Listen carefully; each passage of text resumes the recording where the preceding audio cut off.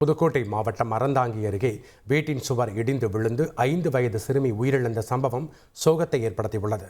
கொடிவயல் கிழக்கு பகுதியைச் சேர்ந்த நாராயணன் முத்தமிழரசி தம்பதியருக்கு ஆதீஸ்வரன் இனியவள் ஆகிய 2 பிள்ளைகள் உள்ளனர்.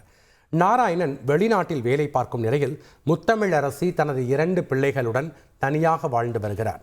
இந்நிலையில் அதிகாலையில் வீட்டில் உறங்கிக் கொண்டிருந்த போது எதிர்பாராத விதமாக வீட்டின் பக்கவாட்டு சுவர் இடிந்து விழுந்துள்ளது.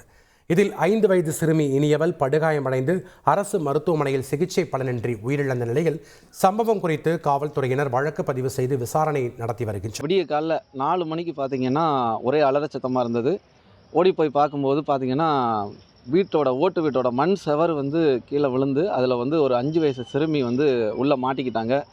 நான் பேரிடர் கால முதல்நிலை மீட்பாளராக இருக்கேன் புதுக்கோட்டை மாவட்டத்தில். இங்கேருந்து விரைந்து சென்று போய் பார்த்ததில் அந்த பிள்ளை அந்த மண் செவர்களுக்குள்ள உள்ள இடிபாடுகளுக்குள்ளே ரொம்ப சிக்கிக்கிட்டாங்க.